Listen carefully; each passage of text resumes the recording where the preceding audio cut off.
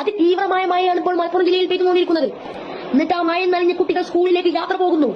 ഞങ്ങൾ അസ്വസ്ഥരാണ്. ഈ വ്യവസ്ഥിതിയിൽ ഞങ്ങൾക്ക് വിശ്വാസമില്ല. ഞങ്ങളോ? എന്നിട്ട് മലപ്പുറം മാത്രം അവധിയില്ല. ബാക്കിയുള്ള 8 ജില്ലകളിലും ഇന്നും ഇന്നലെയായിട്ടും അവധി തന്നെ. പഠിപ്പിക്കണം, രാഷ്ട്രീയത്തിൽ ഇറക്കിയ പോലെ. മലപ്പുറം മാത്രം എന്തി ഒഴിവാക്കിയത്? കൂടുതൽ വിദ്യാർത്ഥികളുള്ള മലപ്പുറം തന്നെയല്ലേ? എന്ന് സംശയമില്ലല്ലോ. എന്റെ മോനെ, നീ ഒന്ന് ക്ഷമിക്ക്. അല്ലെങ്കിലോ മലപ്പുറം ജില്ലയിൽ ഇപ്പൊ 31 വീടുകളാണ് പൊട്ടിയിടഞ്ഞു വീണത്. കുറെ നാളായി ഇത് തുടങ്ങിയിട്ട്. ഇന്നെനിക്ക് രണ്ടിലൊന്നറിയണം. നീ വലിയ വലിയ കാര്യങ്ങൾ ആലോചിച്ച് അരത്തല പുണ്ണാക്കാതെ ഇത് അവിടെ ഇരുന്നോട്ടെ. 2019 കവളപ്പാറടിഞ്ഞു വീണെന്ന് ആരും മറക്കാൻ നിൽക്കണ്ട.